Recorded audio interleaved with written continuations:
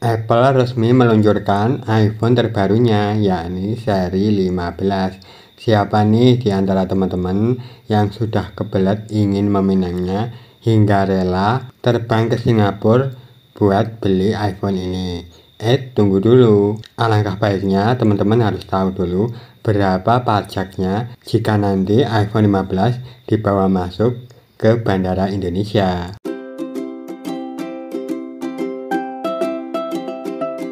Halo teman-teman, apa kabar? Jumpa lagi dengan saya, Priyadi Kim, di channel Belajar Finansial. Di video kali ini, saya akan membahas berapa sih pajak yang harus dibayar jika kita terlanjur kebelet ingin beli iPhone 15 yang rilis duluan di negara tetangga kita, yakni Singapura. Seperti yang kita ketahui, bahwa kita wajib membayar pajak untuk barang yang kita beli di luar negeri, dalam hal ini adalah handphone, agar sinyalnya nggak dibegal sama Kominfo. Awak. Kira-kira begini perhitungannya. Teman-teman bisa lihat sendiri, ini sumbernya aku ambil dari Apple Store Singapura ya teman-teman. Harga iPhone 15 base model yang paling rendah dijual dengan harga 1.299 dolar Singapura. Sedangkan kurs dolar Singapura saat video ini dibuat yakni sebesar 11.270 rupiah per dolar. Maka jika dirupiahkan, harga iPhone basic di Singapura dengan memori terendah yakni 14.600.000 rupiah. Tapi ingat, kita masih mendapatkan free biaya masuk sebesar 500 US dollar atau sekitar 7.500.000 rupiah. Sehingga nilai barangnya yang tadinya sebesar 14.600 dikurangi dulu dengan free biaya masuknya, yakni 7.500. Maka nilai barangnya sisa 7.100. Nah, 7.100 inilah yang akan dijadikan acuan dasar perhitungan pajak. Nah, pajak barang impor sendiri ada 3 lapis. Lapis yang pertama, bea masuk, yakni besarnya nilai barang dikali 10%. Sehingga besarnya bea masuk untuk iPhone 15 tersebut adalah Rp710.000. Lapis kedua adalah PPN, besarnya nilai barang ditambah bea masuk dikali 11%. Maka ketemu Rp859.100. Nah, aturan bea cukai pajaknya itu harus dibulatkan ribuan ke atas, sehingga hasil pembulatannya menjadi Rp860.000. Selanjutnya, lapis yang ketiga adalah PPh. PPh ini dibagi menjadi 2. Yang pertama, bagi warga negara yang punya NPWP, maka PPh-nya 10% dari nilai barang ditambah bea masuk. Sehingga PPh untuk iPhone 15 tersebut adalah Rp781.000 bagi yang punya NPWP.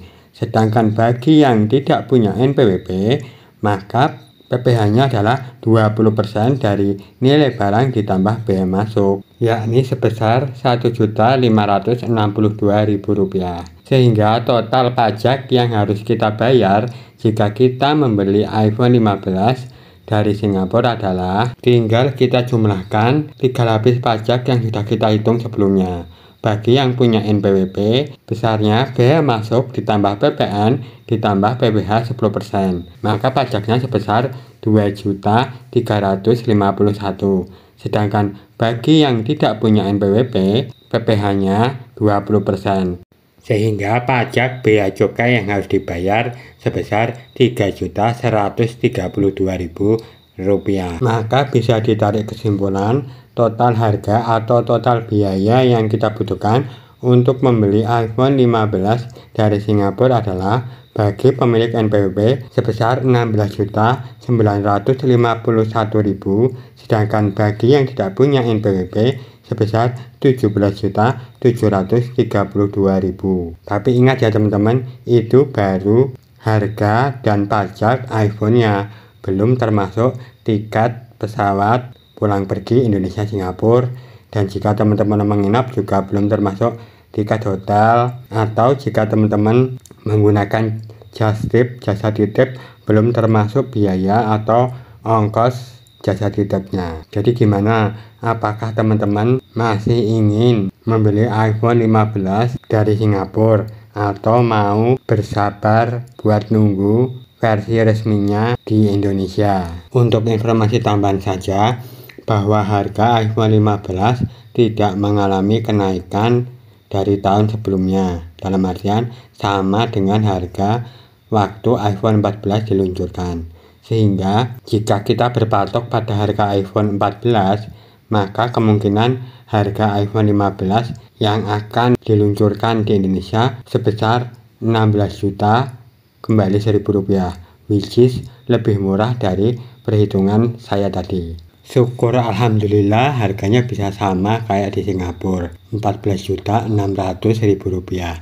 Tapi kayaknya mustahil sih, karena kalau di Singapura yang jual kan Apple Store ya, istilahnya kayak pabriknya langsung jual ke konsumen. Sedangkan kalau di Indonesia kan yang jual reseller, kayak iBook, Digimap itu kan reseller, otomatis resellernya juga ambil untung. Awak.